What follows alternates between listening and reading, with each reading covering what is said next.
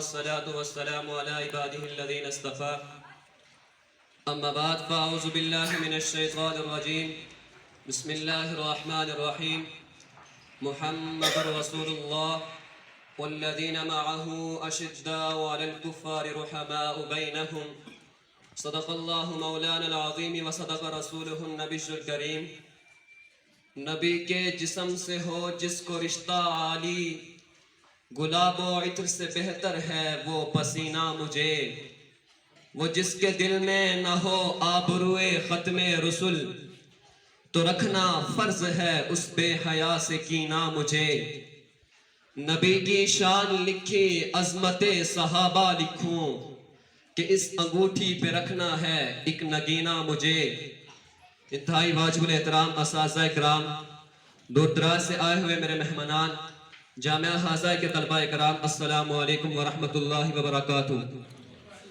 آج کی اس پروقار تقریب میں میری تقریر کا موضوع انتہائی اہم، افضل، اکرم و اعلیٰ و بالا ہے، جو کہ شان عظمت صحابہ کے عنوان سے معنون ہے. جیسا کہ آپ لوگوں کو بخوبی علم ہے کہ وہ لوگ جنہوں نے سرور دو جہاں صلی اللہ علیہ وسلم کی صحبت کو اختیار کیا، آپ صلی اللہ علیہ وسلم پر ایمان لائے اور نیک اعمال کرتے رہے اور ایمان ہی کی حالت میں ان کی وفات ہوئی، تو یہ لوگ صحابی رسول ہیں. اور یہ بات روز روشن کی طرح واضح ہے کہ صحابہ دین کی بنیاد ہیں، دین کے پھیلانے والے ہیں. انہوں نے آپ صلی اللہ علیہ وسلم سے براہ راست دین کا علم حاصل کیا اور ہم لوگوں تک پہنچایا. یہ وہ مبارک جماعت ہے کہ جس کو رب تعالیٰ نے اپنے حبیب صلی اللہ علیہ وسلم کی محبت کے لیے چنا. قلوب ان کے پاک تھے، نور وحی سے ان کے وجود منور تھے، ہر آن ہر گھڑی سنت نبی صلی اللہ علیہ وسلم پر معمور تھے. امت محمدیہ کے انتہائی ہمدرد اور غمخوار تھے. ایمان ان کا مضبوط چٹان سے راسخ تھا. جی ہاں، یہ وہی مقدس طائفہ ہے جس کے استاد خود رسول اللہ صلی اللہ علیہ وسلم تھے، جن کی درسگاہ بیت اللہ تھی اور جن کا طریقہ سنت نبی اللہ تھا.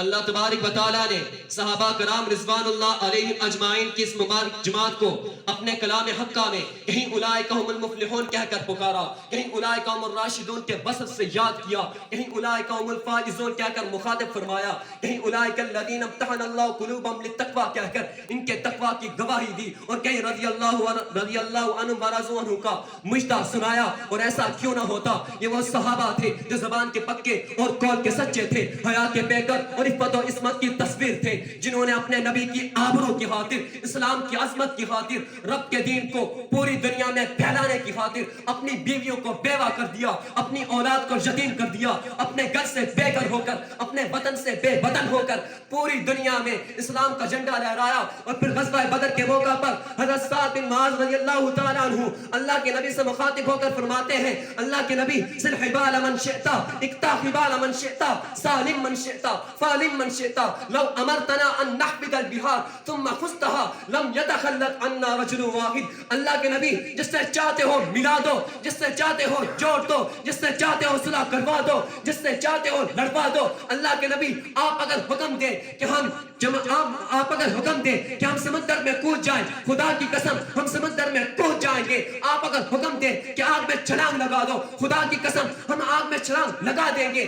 آپ اگر حکم دیں کہ یمن تک گھوڑے دوڑاؤ، خدا کی قسم ہم یمن تک گھوڑے دوڑا دیں گے. اس بلندی والے آسمان نے، اس پستی والی زمین نے، اس چلتی ہوئی سستی ہوا نے دیکھا کہ صحابہ اللہ کے دین کو لے کر پوری دنیا میں پھیل گئے، اور آج پوری دنیا میں صحابہ کی قبریں موجود ہیں. تبھی تو میرے آقا صلی اللہ علیہ وسلم نے فرمایا، جس نے میرے صحابہ سے دوستی رکھی اس نے مجھ سے دوستی رکھی، اور جس نے صحابہ سے دشمنی رکھی اس نے مجھ سے دشمنی رکھی. میرے حضور ساتھیوں، ذرا سوچئے کہ اللہ کے نبی کے ان دیوانوں کو یہ مقام کیسے حاصل ہوا. رضائے خداوندی کے پروانے انہیں کیسے ملے کہ رہتی دنیا میں انہیں جنت کی بشارتیں دی گئیں. چلتے تو زمین پر تھے لیکن ان کے قدموں کی آہٹ آسمان پر سنائی دیتی تھی. تو تاریخ کے اوراق پلٹیے اور دیکھیے کہ صحابہ کرام رضوان اللہ علیہم اجمعین نے اس دین کو پھیلانے کی خاطر کیسی کیسی قربانیاں دی ہیں، اس دین کو پھیلانے کی خاطر کیسی کیسی کیسی مشقتیں برداشت کی ہیں. چنانچہ حضرت بلال حبشی رضی اللہ تعالیٰ عنہ کو تپتی ہوئی ریت پر گھسیٹا گیا. حضرت خبیب رضی اللہ تعالیٰ عنہ کو سولی پر لٹکایا گیا. حضرت مصعب بن عمیر رضی اللہ تعالیٰ عنہ کو زد و کوب کر دیا گیا. حضرت حذیفہ سہمی رضی اللہ تعالیٰ عنہ کو کھولتے ہوئے پانی میں ڈالا گیا. حضرت امام حسین رضی اللہ تعالیٰ عنہ کو کربلا کے میدان میں ان کے خاندان کے ساتھ انہیں شہید کر دیا گیا. ان کی بیٹی ام سفیانہ رضی اللہ تعالیٰ عنہ کے کانوں سے بالیوں کو کھینچ کر نکالا گیا, لیکن چشمے فرق نے دیکھا.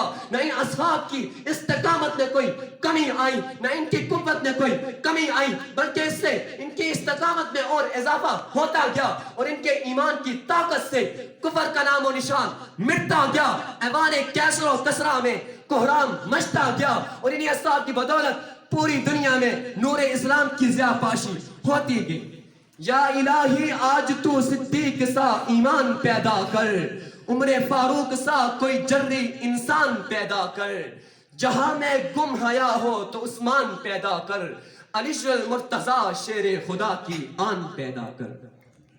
میرے حضور ساتھیوں, میں تو کہتا ہوں سارے قرآن کا نچوڑ صحابہ ہیں, سارے انبیاء کی سیرتوں کا نچوڑ صحابہ ہیں, نبی آقا مدنی صلی اللہ علیہ وسلم کی سیرت کا نچوڑ صحابہ ہیں, نبی کی صورت کا نچوڑ صحابہ ہیں, نبی کے کردار کا نچوڑ صحابہ ہیں, نبی کے گفتار کا نچوڑ صحابہ ہیں. بلکہ میں ایک قدم آگے بڑھ کر یوں کہوں گا, ہمیں کلمہ بتانے والے صحابہ ہیں, ہمیں نماز بتانے والے صحابہ ہیں, دین کے احکامات بتانے والے صحابہ ہیں. نبی بدر میں تو ساتھ صحابہ ہیں, نبی احد میں تو ساتھ صحابہ ہیں, نبی تبوک میں تو ساتھ صحابہ ہیں, نبی حنین میں تو ساتھ صحابہ ہیں, نبی خندق میں تو ساتھ صحابہ ہیں. مصطفیٰ کے مرید صحابہ ہیں, مصطفیٰ کے عاشق صحابہ ہیں, مصطفیٰ کے دیوانے صحابہ ہیں, مصطفیٰ کے پروانے صحابہ ہیں, مصطفیٰ کے جانثار صحابہ ہیں, مصطفیٰ کے چاہنے والے صحابہ ہیں, مصطفیٰ کے سپاہی صحابہ ہیں, مصطفیٰ کے نوکر صحابہ ہیں. تو ہم نوکر صحابہ کے ہیں, ہم دیوانے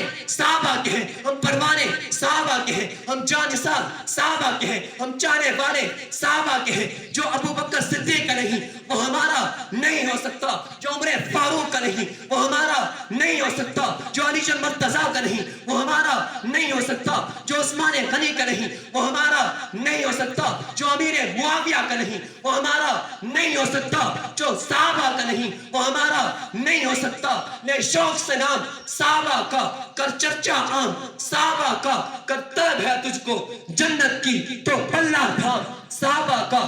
جو صحابہ کی اتباع کرے گا وہ بھی رشتہ ہدایت کا مینارہ بن جائے گا.